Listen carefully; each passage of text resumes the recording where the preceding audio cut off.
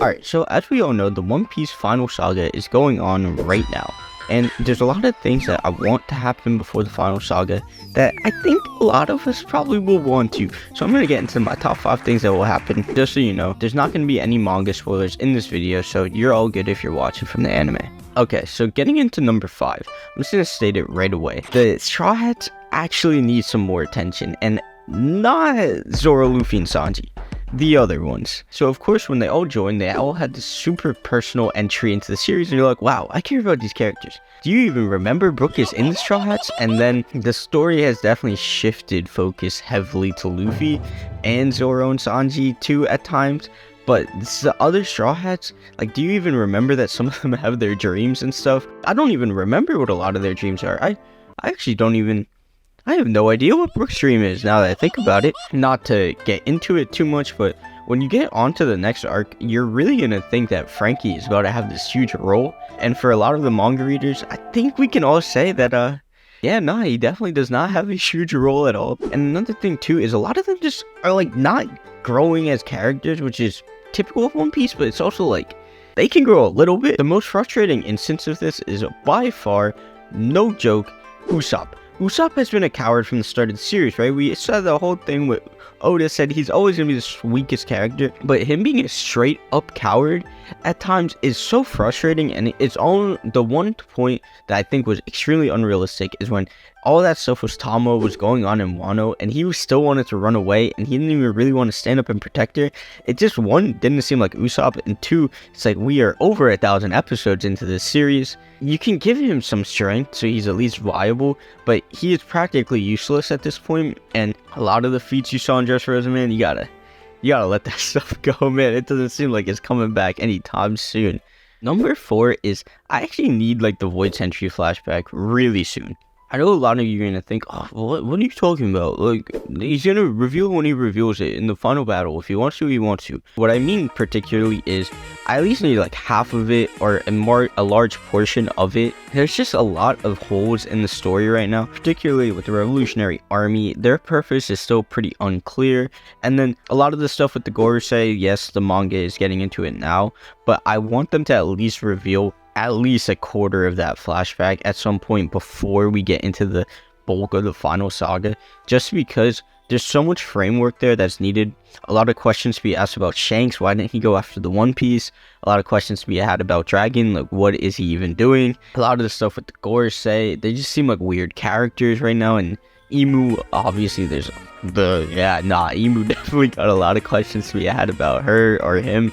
And I think it would just be heavily beneficial to the series to reveal that stuff now. Otherwise, there's going to be a point of a lot of tension and a lot of pace that's going to have to be slowed down to drop a lot of exposition, because this flashback is obviously going to be crazy huge. I do think, though, that we will get it pretty soon. Number 3 is actually kind of like a dual thing, but Zoro, Mihawk, and Luffy Shanks. Luffy Shanks obviously is not confirmed to happen. I think it will, just because...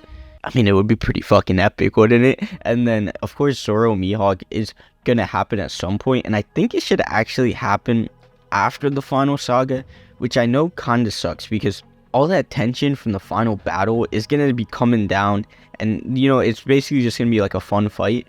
But either way, I think it's something that we all need to see. It's honestly really reminiscent of when Yugi fought Yami in the Yu-Gi-Oh! Because it's kind of like something that wraps up the series in a way. Because if you think about it, like, obviously, I want it as soon as possible.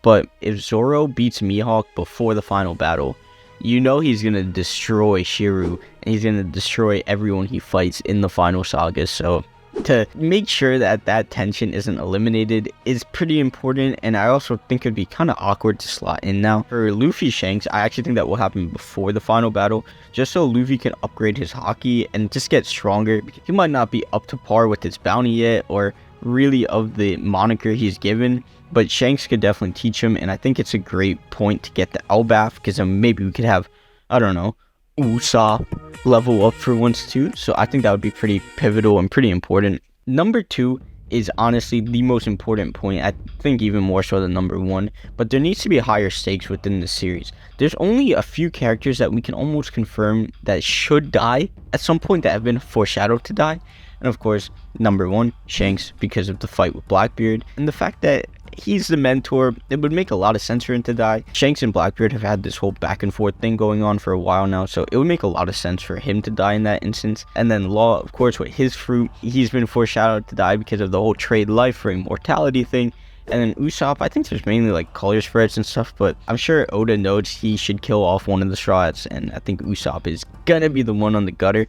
But the lack of tension in One Piece, particularly, I mean, I made a video on it, the biggest problem in One Piece, but how did Pal survive? I still don't get it. How did Pal survive?